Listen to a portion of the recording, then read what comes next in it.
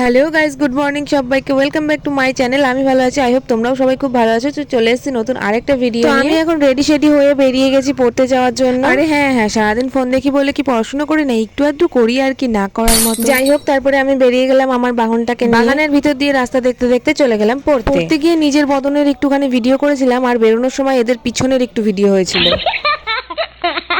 ছুটির পরে গিয়েছিলাম একটুখানি স্টুডিওতে, কারণ একটুখানি দরকার ছিল। চলো দরকারটা তোমাদেরকে বাড়িতে গিয়েই বলি। এই যে আমি এখন সাইকেল চালাতে চালাতে চলে যাচ্ছি বাড়িতে। তো আমি এখন বাড়ি চলে এসেছি, আর এই ফটোটাকে আমি গেছিলাম ঠিক করতে স্টুডিওতে। তারাও তোমাদেরকে একটু ঠিক করে দেখানোর চেষ্টা করছি। তো এখানে আমাদের ছোট্ট ফ্যামিলির একটা ছোট্ট ফটো তোলা রয়েছে, তো সেটাই ঠিক করতে গিয়েছিলাম। এটা একটু নষ্ট নষ্ট হয়ে গিয়েছিল। আর বাড়ি এসে দেখি বাড়িতে একটুখানি কাজ হচ্ছে, আর রান্না বান্না করতেও একটু দেরি হয়ে গেছিল, তাই জন্য একটুখানি জলমুড়ি ভিজিয়ে খেয়ে নিচ্ছিলাম। জলমুড়ি খাওয়ার পরে মা অর্ডার দিয়ে দিল যে বাসনগুলো একটুখানি ধুয়ে দিতে, তাই ড্রেস চেঞ্জ করে এসে বাসনগুলোকে সুন্দর করে ধুয়ে জল ঝরাতে রেখে দিই। বাড়িতে আমি তেমন একটা কাজ করি না, ওই সারাদিন আর কি ল্যাদ খেয়েই কাটাই। একটুখানি কাজবাজ না করলে যদি বের করে দেয় সেই ভয়েই কাজ করি আর কি।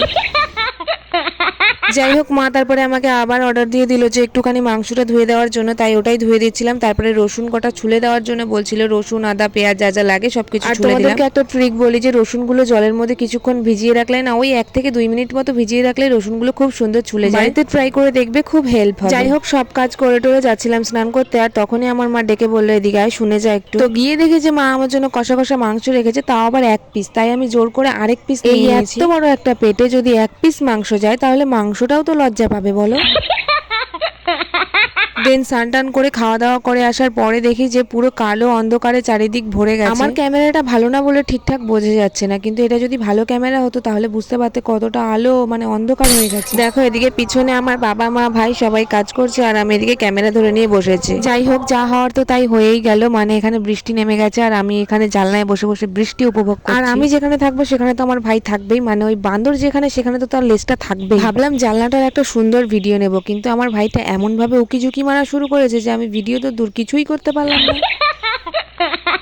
আর এদিকে দেখো, ঝড় বৃষ্টির মধ্যে এদিকে ভাই গিয়ে আম কেটে নুন লঙ্কা সাথে করে নিয়ে এসেছে। উফ, যা দারুণ লাগছিল না এই টাইমে খেতে, কি আর বলবো। কার কার আমাদের আম খাওয়া দেখে জিভে লোলের ঢেউ উঠে গেছে সেটা অবশ্যই কমেন্টে জানিও। যাই হোক, ভিডিওটা আজকে এইটুকুই রাখছি। সাবস্ক্রাইব করে দিও, টাটা।